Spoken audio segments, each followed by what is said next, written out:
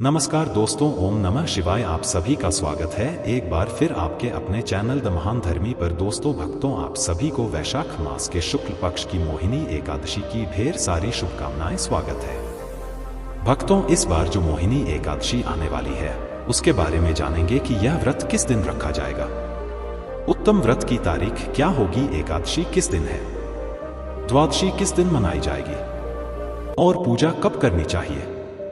मोहिनी एकादशी के व्रत में क्या खास बात है, पूजा कैसे करनी चाहिए, उसकी विधि क्या रहेगी और भगवान को क्या विशेष अर्पित करना होता है, आप सभी जानते हैं। हर एकादशी का अलग महत्व और विधान होता है। सभी एकादशियों की पूजा एक जैसी नहीं होती। हर एकादशी का फल, प्रभाव और विधि अलग अलग होती है। इसलिए हर एकादशी की पूजा में कुछ विशेष बातें होती हैं जो अतिरिक्त रूप से करनी चाहिए ताकि उसका पुण्य फल प्राप्त हो सके। मोहिनी एकादशी की एक खास बात यह है कि यह आपके दुखों को दूर करने वाली मानी जाती है। क्या आप जानते हैं कि मोहिनी एकादशी कब आई थी और उस दिन क्या हुआ था? यह वैशाख के अंतिम 5 दिनों में आती है जो बहुत ही महत्वपूर्ण माने जाते हैं। यही वह समय था जब समुद्र मंथन हुआ था। सभी सनातनी भक्त और हिंदू भाई बहन जानते हैं कि समुद्र मंथन में राक्षसों और देवताओं के बीच कई अमूल्य रत्न निकले थे। अंत में जब अमृत निकला तब भगवान शंकर ने विष पिया और अपने कंठ में धारण किया। जब अमृत आया तो देवताओं और राक्षसों के बीच संघर्ष शुरू हो गया। तब भगवान श्री हरि ने यह सोचा कि अमृत को राक्षसों से कैसे बचाया जाए, क्योंकि अगर यह उनके हाथ लग गया तो संसार में संतुलन बिगड़ जाएगा। राक्षस तो अधर्म और पाप फैलाने वाले होते हैं। तब भगवान विष्णु ने मोहिनी रूप धारण किया। मोहिनी रूप में आकर उन्होंने अमृत की रक्षा की और उसे अपने नियंत्रण में रखा। धीरे धीरे परिस्थिति को शांत किया और देवताओं को अमृत पान कराया। राक्षसों को अमृत नहीं दिया गया। हमने एक वीडियो भी बनाया है जिसमें वैशाख के अंतिम 5 दिनों की विशेषता बताई गई है, आप उसे जरूर देखें। वैशाख के आखिरी 5 दिन इतने महत्वपूर्ण हैं कि अगर इन दिनों में स्नान किया जाए तो पूरे महीने के बराबर पुण्य फल मिलता है। मोहिनी एकादशी से इन दिनों की शुरुआत होती है, इसलिए इसका महत्व और भी अधिक हो जाता है।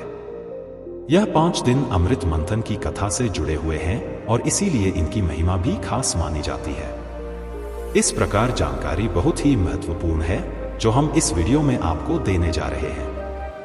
उम्मीद है आप वीडियो को अंत तक जरूर देखेंगे ताकि एकादशी व्रत से जुड़ी सारी बातें ठीक से समझ सकें। यह व्रत कोई सामान्य उपवास नहीं है, बल्कि यह एक खास आध्यात्मिक साधना है। हर कोई इसे पूरी तरह निभा नहीं सकता। केवल एक दिन भूखा रह लेना ही एकादशी का व्रत नहीं माना जाता। असली एकादशी व्रत के लिए 3 दिन का नियम होता है जिसका पालन शास्त्रों के अनुसार करना जरूरी होता है। हम द महान धर्मी चैनल पर हर एकादशी से जुड़ी 3 दिन की पूरी जानकारी देते हैं।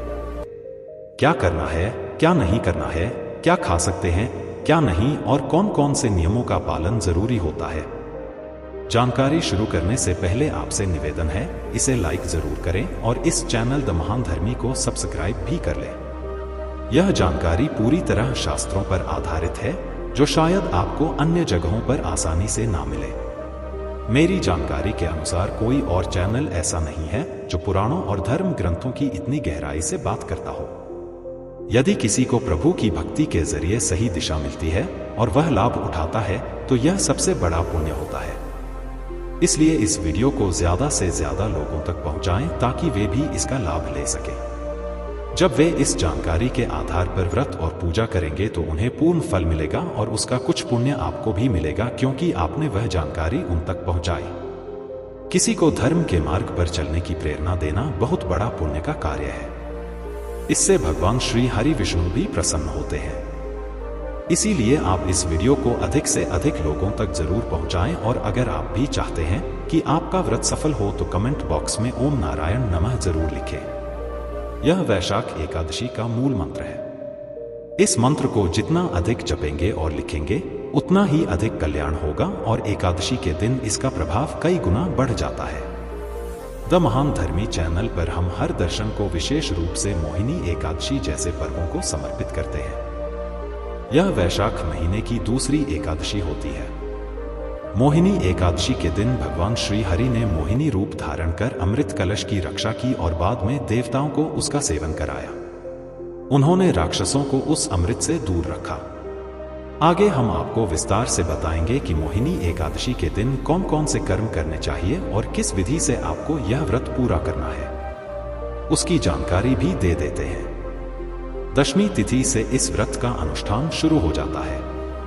इस दिन से ही कुछ चीजों का त्याग करना जरूरी होता है। सबसे पहले बात आती है खाने पीने की। इस व्रत में कुछ खास चीजें नहीं खानी चाहिए। दशमी को ही भोजन सीमित और सात्विक लेना चाहिए। खासकर काली उड़द की दाल, मशरूम, हरी सब्जियां, चने का साग और शहद का सेवन नहीं करना चाहिए। साथ ही मांस और मदिरा जैसे पदार्थ भी पूरी तरह से वर्जित है। वैसे तो यह चीजें सभी व्रतों में नहीं लेनी चाहिए। बहुत से लोग ऐसे होते हैं जो नॉनवेज खाते हैं या मांसाहारी होते हैं, फिर भी एकादशी का व्रत रखते हैं। तो ध्यान रखें कि एकादशी के व्रत का असर तभी होता है जब आप दशमी से ही इन सब का त्याग कर दें। केवल एकादशी के दिन उपवास कर लेना ही काफी नहीं होता। नियम के अनुसार दशमी को रात का भोजन भी नहीं करना चाहिए। दिन में हल्का भोजन करें और रात में फल या दूध लेकर आराम करें। यही सही तरीका है। अब बात करते हैं दांत साफ करने की। एकादशी व्रत में नमक से बनी चीजें भी नहीं लेनी चाहिए। इसलिए टूथपेस्ट का इस्तेमाल भी वर्जित है, क्योंकि उसमें भी नमक होता है। जब नमक व्रत को तोड़ सकता है तो फिर हम उसे क्यों इस्तेमाल करें? आप कहेंगे कि फिर मंजन कैसे करें? दातून भी नहीं कर सकते, क्योंकि एकादशी के दिन किसी पेड़ पौधे को तोड़ना भी दोष माना जाता है। ऐसे में क्या करें? तो इसका आसान उपाय यह है कि आप एक दिन पहले रात में ही अच्छे से दांत साफ कर लें, ताकि एकादशी के दिन मुंह पूरी तरह साफ रहे। एकादशी के दिन केवल सादा पानी लेकर कुल्ला करें। इससे भी मुंह की शुद्धता बनी रहेगी। अगर फिर भी कुछ विशेष करना चाहें तो बाजार में व्रत के लिए विशेष प्रकार के मंजन आते हैं। यह हर्बल होते हैं और इनमें ना तो नमक होता है ना कोई केमिकल। यह खास तौर पर व्रत के लिए ही बनाए जाते हैं, तो आप इनका प्रयोग कर सकते हैं। मोहिनी एकादशी के दिन सूर्योदय से पहले उठ जाना चाहिए और स्नान करना आवश्यक होता है। हर एकादशी का कुछ खास महत्व होता है जो शास्त्रों और पुराणों में बताया गया है। जब आप इसकी कथा सुनेंगे तो उसमें भी इसका विशेष महत्व मिल सकता है, या फिर आप पुराणों में इसका वर्णन पाएंगे। इस दिन आपको स्नान है ना वह विशेष होगा। इस दिन गंगा स्नान का विशेष महत्व बताया गया है। मोहिनी एकादशी के दिन गंगा स्नान सभी दुखों को दूर करने वाला और पवित्रता देने वाला माना गया है। अगर आप गंगा तट पर जाकर स्नान कर सकते हैं तो बहुत अच्छा है, लेकिन अगर संभव नहीं है तो घर पर भी गंगा स्नान का फल प्राप्त किया जा सकता है। इसके लिए सबसे पहले स्नान की बाल्टी को अच्छे से साफ करें। उसमें थोड़ा सा गंगाजल डालें, चाहे सिर्फ 2 बूंद ही क्यों ना हो। फिर उसमें शुद्ध जल भरें। अगर मिल जाए तो सफेद फूल भी उसमें डाल सकते हैं, लेकिन यह आवश्यक नहीं है। सिर्फ गंगाजल डालना भी काफी रहेगा। जब स्नान करें तो उत्तर दिशा की ओर मुंह करके हर हर गंगे बोलते जाएं। इस तरह से किया गया स्नान भी गंगा स्नान का फल देता है। अगर आप गंगा जी नहीं जा सकते तो चिंता की जरूरत नहीं है। घर पर इस विधि से स्नान करने से भी आपको वही पुण्य मिलेगा। दोस्तों, स्नान के बाद साफ वस्त्र पहने, फिर अपने घर के मंदिर की सफाई करें और पूजा की तैयारी करें। पूजा की सभी आवश्यक चीजें एकत्र करें। भगवान माधव या विष्णु जी की तस्वीर या मूर्ति रखें। रोली, मोली, पान, सुपारी, लौंग, इलायची, धूप, दीप, फूल, फल और तांबे का एक लोटा रखें। अगर संभव हो तो पूजा की चौकी पर पीले कपड़े का आसन बिछाएं और वहीं पूजा सामग्री सजाएं। इत्र भी रख सकते हैं। पंचामृत तैयार करने के लिए कच्चा दूध, दही, घी, शक्कर और गंगाजल का उपयोग करें। ध्यान रखें, एकादशी के दिन शहद का उपयोग नहीं करना चाहिए, इसलिए उसकी जगह गंगाजल लें। इन 5 चीजों से पंचामृत बना लें। पूजा करते समय उत्तर दिशा की ओर मुख करके बैठे। अब एक विशेष बात और ध्यान देने योग्य है कि इस दिन जल अर्पण जरूर करना चाहिए। यह एक कार्य पूरे वैशाख महीने के लिए बहुत फलदायक होता है और एकादशी पर तो इसका विशेष महत्व होता है। कई लोग रोज पूजा नहीं कर पाते, लेकिन जो एकादशी का व्रत रखते हैं उन्हें यह कार्य जरूर करना चाहिए। यमराज को जल अर्पित करना अनिवार्य है। हम आपको पिछली एकादशी की वीडियो में भी यह बात बता चुके हैं और आज फिर से बता रहे हैं कि इस दिन यमराज को जल देना क्यों जरूरी है। इस एकादशी पर कैसे जल अर्पित करना है उसकी विधि आपको बताएंगे। आपको अपने दक्षिण दिशा की ओर मुख करना है। तांबे का एक लोटा लेना है, उसमें थोड़ा गंगाजल और फिर शुद्ध जल भरना है। अब यमराज से प्रार्थना करनी है कि हम देव जी महाराज, यह जल हम आपको समर्पित कर रहे हैं, कृपया इसे स्वीकार करें और प्रसन्न हो। इसके बाद ओम यह देवाय नमः मंत्र को 3 बार बोलते हुए उस जल को यमराज को अर्पित कर दीजिए। फिर सूर्य देव और तुलसी माता को भी जल अर्पित कीजिए। आप जब भी जल अर्पित करें तो ओम नारायण नमः मंत्र का उच्चारण कर सकते हैं, यह बहुत शुभ होता है। अब बात करते हैं पूजा विधि की। इस दिन क्या करना है क्या नहीं करना इसकी जानकारी आगे देंगे। पहले पूजा की सारी सामग्री इकट्ठा कीजिए। स्नान की विधि पहले ही बताई जा चुकी है, उम्मीद है आपने उसी तरह स्नान कर लिया होगा। अब सबसे पहले सामग्री और स्थान का शुद्धिकरण करें। तांबे का लोटा लें, उसमें गंगाजल और शुद्ध जल भरें। एक फूल लें और उस जल से जिस जगह आप पूजा करने जा रहे हैं वहां और सारी सामग्री पर जल छिड़के ओम पवित्र ओम अपवित्र नमः मंत्र बोलते हुए शुद्धिकरण कीजिए। अब भगवान की स्थापना करें। यदि पहले से भगवान श्री हरि विष्णु की तस्वीर या मूर्ति आपके मंदिर में है तो वही उत्तम है। अगर नई स्थापना करनी है तो चौकी पर पीला वस्त्र बिछाइए और भगवान की तस्वीर रखिए। तस्वीर रखने से पहले पुष्प अर्पित करते हुए भगवान से कहिए कि हे प्रभु, यह पुष्प हम आपके आसन के रूप में अर्पित कर रहे हैं, कृपया स्वीकार करें। अगर चौकी नहीं है तो कोई बात नहीं, आप पृथ्वी पर भी साफ जगह बनाकर वही प्रक्रिया दोहरा सकते हैं। अगर किसी का कच्चा मकान है तो भी चिंता की बात नहीं है। दोस्तों, भगवान भावना देखते हैं, घर की स्थिति नहीं। आप जमीन को गोबर या मिट्टी से लीप लें, वहां पुष्प अर्पित करें और भगवान की तस्वीर रखकर पूजन करें। भगवान की तस्वीर के दाईं ओर दीपक और धूप रखें। अपने दाएं हाथ में जल लेकर पहले हाथ धो लें। भगवान की स्थापना इस तरह पूरी होती है और हम पूजन में आगे बढ़ेंगे। अपने दाएं हाथ में चम्मच से थोड़ा जल लीजिए। तांबे के लोटे में से 1 चम्मच जल निकालकर हाथ धो लीजिए। हाथ धोने के बाद 3 बार हर बार एक मंत्र बोलते हुए 1 चम्मच जल पीना है। जैसे ओम माधवाय नमः कहकर जल पीजिए, फिर ओम केशवाय नमः कहकर पीजिए, फिर ओम नारायणाय नमः के साथ पीजिए। इसके बाद ओम ऋषिकेशाय नमः बोलकर थोड़ा सा जल लेकर हाथ धो लीजिए और फिर तिलक लगाइए। यदि आपके साथ परिवार के सदस्य पूजन कर रहे हैं तो उन्हें भी तिलक कर दीजिए। अब जो दीपक आपने पूजा स्थान पर रखा है उसे जलाइए और धूप भी प्रज्वलित कर दीजिए। अब संकल्प की प्रक्रिया करेंगे।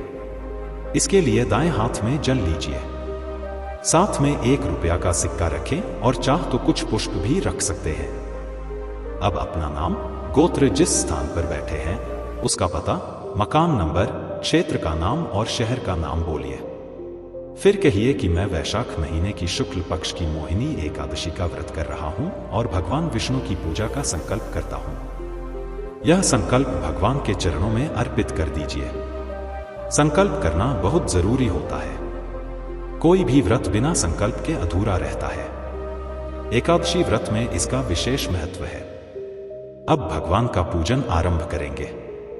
भगवान के सामने एक पत्र पत्ते पर एक कटोरी रखिए और उस कटोरी में पूजा की सारी सामग्री थोड़ी थोड़ी करके अर्पित करते जाइए, जिससे सामग्री फैल ना जाए और पूजा व्यवस्थित रहे।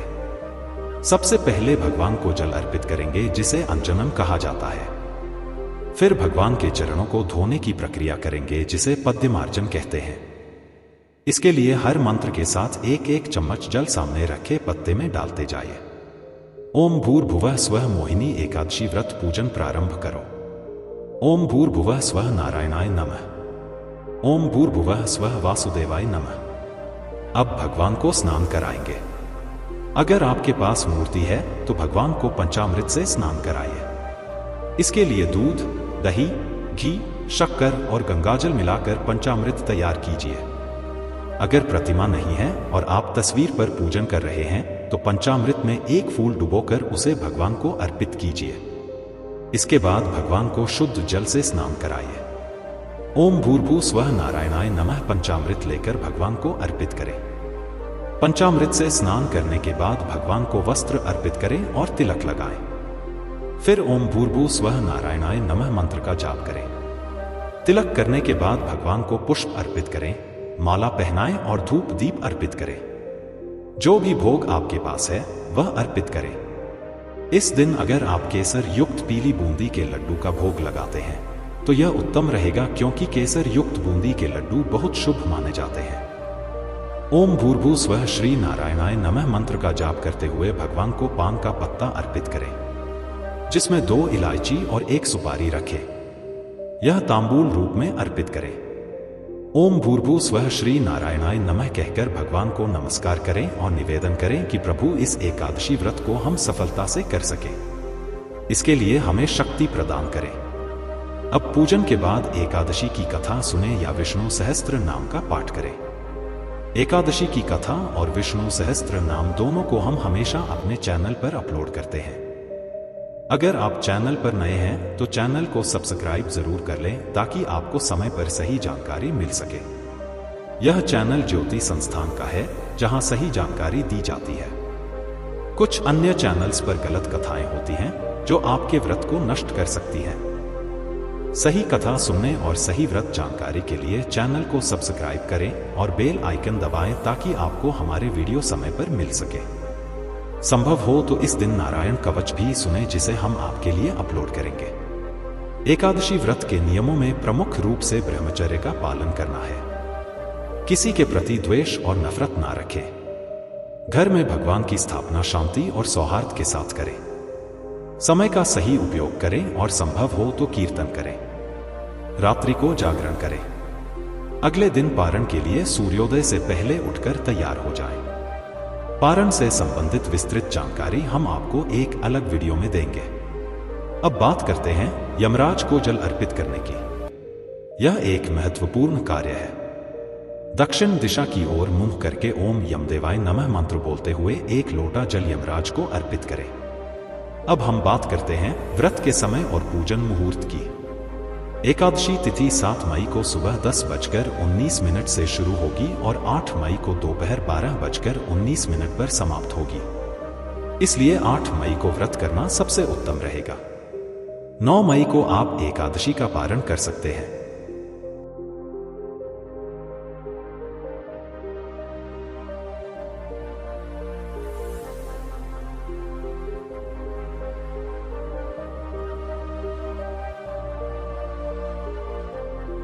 पूजन का सही समय सूर्योदय से लेकर 11 बजे तक रहेगा।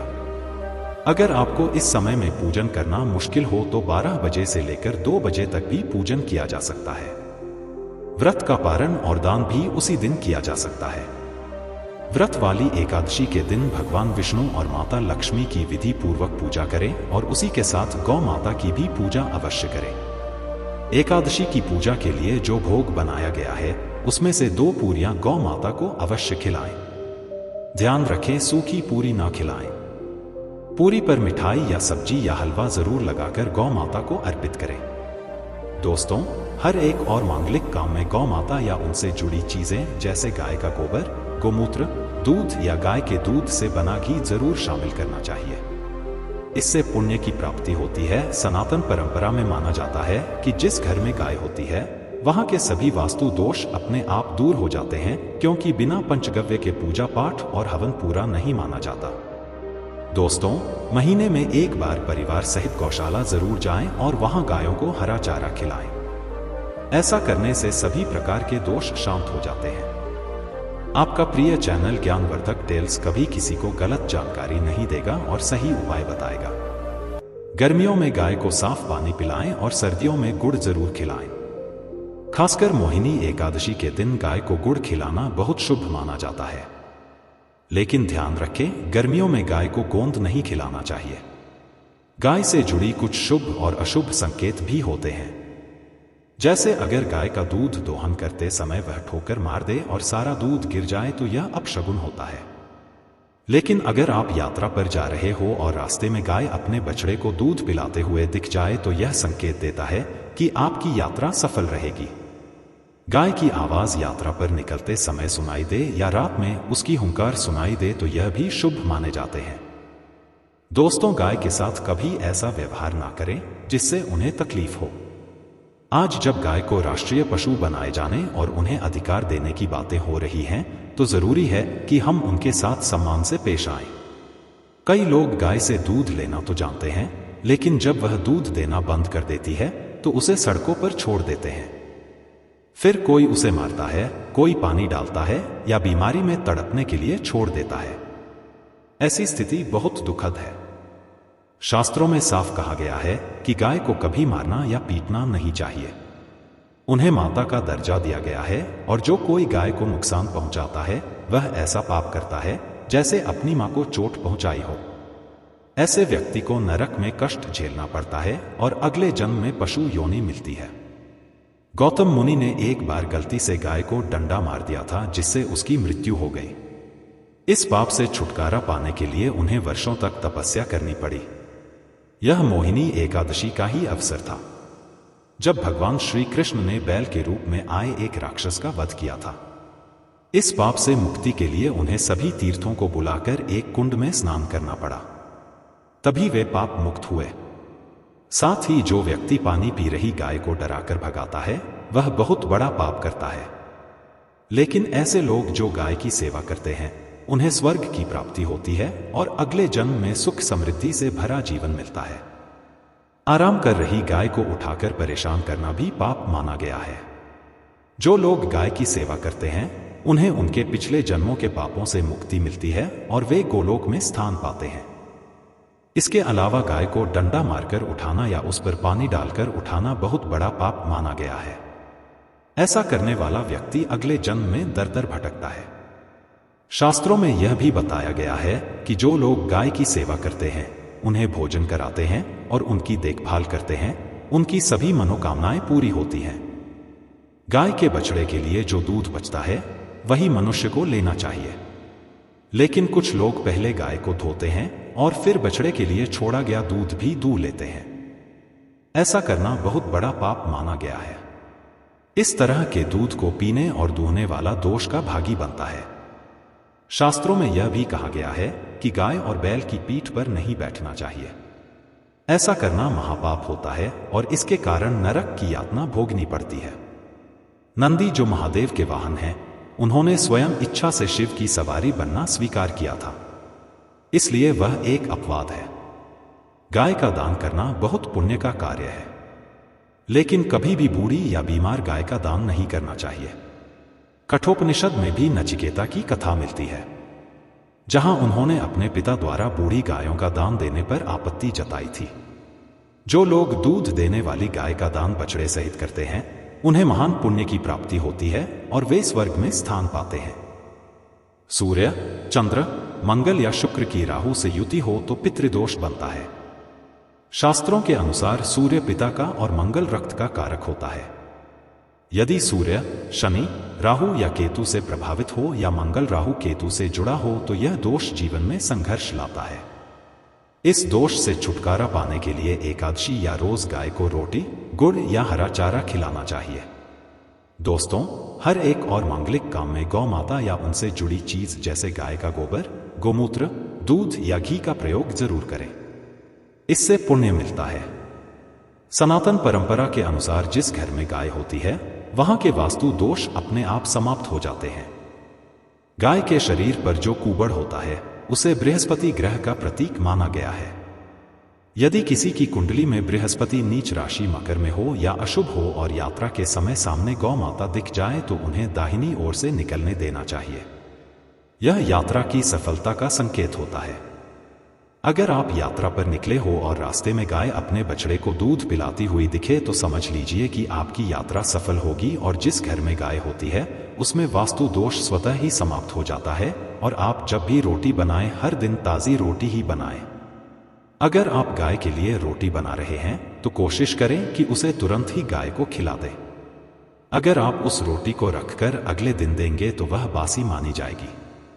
गाय को कभी भी बासी रोटी नहीं खिलानी चाहिए। इससे घर में नकारात्मक ऊर्जा प्रवेश करती है और कार्यों में सफलता नहीं मिलती। ऐसा माना जाता है कि इससे घर में दुख और परेशानी बनी रहती है। इसलिए रोजाना ताजा आटा गूंथकर रोटी बनाएं और उसी समय गाय को खिलाएं। साथ ही सड़ी गली चीजें जैसे खराब फल या सब्जियां भी कभी गाय को ना दें। कुछ लोग ऐसा सोचते हैं कि यह भी गाय को दे सकते हैं, लेकिन यह गलती है।